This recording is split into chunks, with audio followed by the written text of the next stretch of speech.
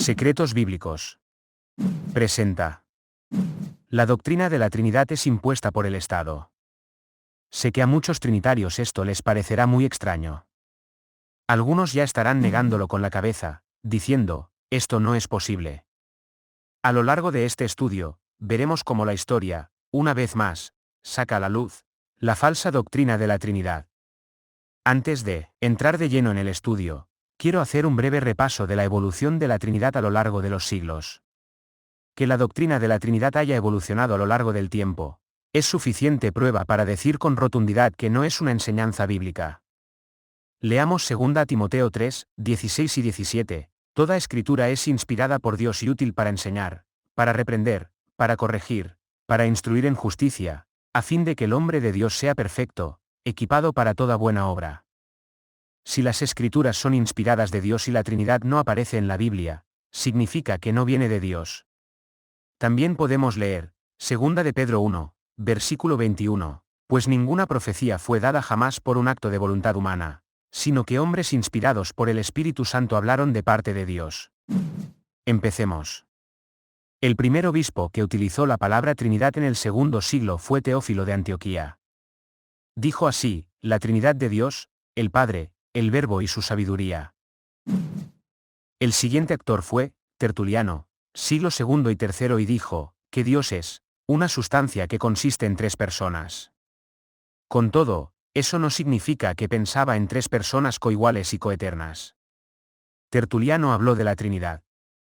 Pero alegó que el Padre era mayor que el Hijo, ya que el Padre trajo al Hijo a la existencia.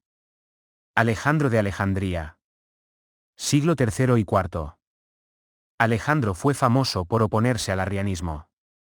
Arrio afirmaba que Jesús no era Dios, sino el Hijo de Dios.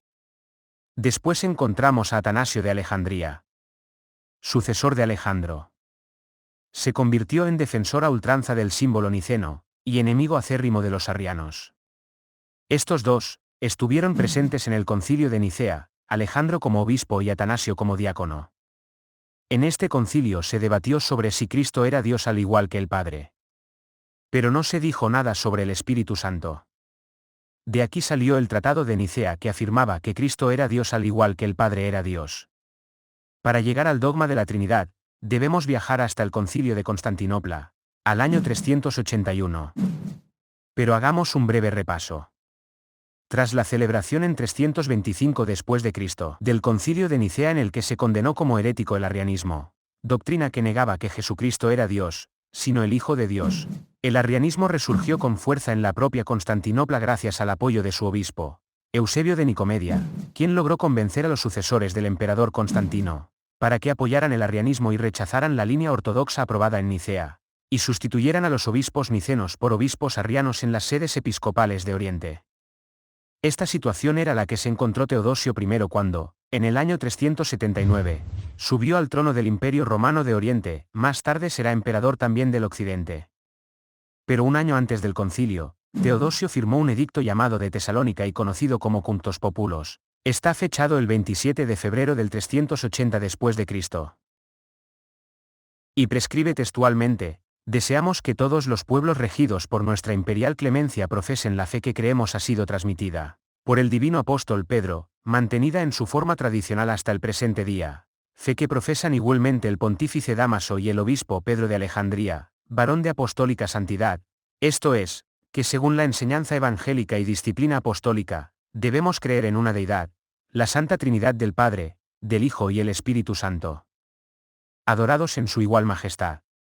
Y requerimos que los que observen esta regla de fe, abracen el título de cristianos católicos, pues juzgamos a todos los demás de mente insana y ordenamos que sean llamados heréticos. Sus lugares de reunión no tienen derecho al nombre de iglesias, condenados como tales, en primer lugar, a sufrir el castigo divino y con él, la venganza del poder que por celestial autoridad hemos asumido. Teodosio decidió entonces convocar el primero de los concilios que habrían de celebrarse en Constantinopla para solucionar las controversias doctrinales que amenazaban la unidad de la Iglesia. Este concilio fue en el año 381 después de Cristo. Se declaró la consustancialidad del Espíritu Santo con el Padre y con el Hijo. El Espíritu Santo, que procede del Padre, que con el Padre y el Hijo recibe una misma adoración y gloria. Aquí se cerró el dogma de la Trinidad. Pero volvamos al documento del emperador Teodosio para hacer un análisis del texto. Veremos cómo la doctrina de la Trinidad es impuesta por el Estado romano. En primer lugar, encontramos una afirmación herética, pues el texto dice que el apóstol Pedro es divino. Esto que pasa desapercibido ya es una señal que la idolatría está instalada en la Iglesia católica. Pero volviendo a nuestro asunto, el emperador por decreto imperial exige a todos los ciudadanos de Roma que deben creer en un Dios manifestado, en la Trinidad, y que la adoración debe ser de igual manera al Padre, al Hijo, y al Espíritu Santo. Pero Cristo nos enseñó en Marcos 12 y 29. El primer mandamiento de todos es: oye, Israel, el Señor nuestro Dios, el Señor uno es. Fíjense que Cristo dijo: el primer mandamiento es: el Señor uno es. Luego el texto sigue diciendo que los que no creen en lo que el imperio ordena, son de mente insana y deben considerarse heréticos. Por lo tanto, el imperio romano se otorga el derecho de juzgar en el nombre de Dios, lo que es bueno y lo que es malo, lo que se debe creer y lo que no se debe creer. Y peor, si no acatas la orden, serás perseguido por el Estado y juzgado severamente. Como vemos, el Estado se otorgó prerrogativas de carácter eclesiástico y la Iglesia abrazó al imperio romano, caminando desde ese momento unidos. La religión oficial del Estado será la Iglesia Católica Romana. Salirse de esta iglesia se consideraba herejía y tendría graves consecuencias. Pero, ¿quién fue Teodosio? Teodosio nació en la provincia de Segovia, España. Su padre fue militar del Imperio Romano. Teodosio se crió dentro del seno de una familia acomodada de fe cristiana. Con el tiempo también se formó una carrera militar, llegando a ser el emperador de toda Roma. Para entender qué clase de cristiano era, podemos leer un fragmento de una carta que escribió a Graciano. Decid al sucesor de Graciano que nuestra suerte está en manos del Omnipotente. A veces por un castigo de la providencia nos encumbramos de improviso al pináculo de la fortuna. No juzgo los acontecimientos, solo aguardo sus resultados para que iluminen mi conciencia. Máximo está en posesión del hecho, el mundo verá si sus actos legitiman su derecho. Amigo soy de la paz, pero no temo la guerra. Teodosio, educado en la religión cristiana, no estaba bautizado y estando en la guerra de los godos fue bautizado por el obispo de Tesalónica. Sí, el cristianismo había muerto.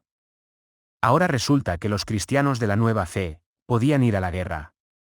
Podían matar a su semejante y seguir llamándose cristianos. Todo esto amparado por la Iglesia Católica Romana. Pero, ¿puede un cristiano usar la espada? No. Esto va directamente contra la fe. Veamos el relato cuando iban a prender a Jesucristo. Y sucedió que uno de los que estaban con Jesús, extendiendo la mano, sacó su espada, e hiriendo al siervo del sumo sacerdote, le cortó la oreja. Entonces Jesús le dijo: vuelve tu espada a su sitio, porque todos los que tomen la espada, a espada perecerán. Pero si alguno cree que esto solo pasaba con el Estado y que la Iglesia estaba a salvo, comete un grave error. Los episodios violentos entre los candidatos a sucesores de San Pedro surgen ya en los primeros siglos del cristianismo. El caso de Dámaso y su rival Ursino constituye un buen ejemplo. La Iglesia iba paralela al Estado, o peor. Para esa época, el Papa Dámaso había subido al trono papal. Pero, ¿cómo subió a ese trono? Dejemos que la historia nos lo cuente. Tras la muerte del Papa Liberio, Dámaso fue elegido nuevo pontífice en octubre del año 366, gracias al apoyo de buena parte del pueblo y el clero. Sin embargo, no todos estaban de acuerdo con su elección. Otro diácono, Ursino, convenció al obispo de Tívoli para que le ordenase obispo de Roma. Con dos papas reclamando para sí la autoridad pontificia, el clero y los fieles se dividieron en dos bandos, y las calles se convirtieron en campos de batalla donde se enfrentaban con violencia los seguidores de ambos rivales. Dámaso contaba con el grupo más poderoso, formado por los duros fosores romanos, los obreros de las catacumbas, y con el apoyo de las autoridades, así que Ursino y los suyos se llevaron la peor parte. El episodio más sangriento se produjo cuando cierto día, los seguidores del Papa Dámaso acorralaron a sus enemigos en el interior de la iglesia de Santa María de Trastevere. Tras derribar las puertas entraron con violencia y provocaron una auténtica masacre. 137 fieles a Ursino fueron asesinados. Esta es la nueva religión oficial del Estado, llamada, la Iglesia Católica Apostólica Romana. Los cristianos pasaron de ser perseguidos a ser perseguidores. Pronto entraremos en la Edad Media y lo peor estaba por llegar.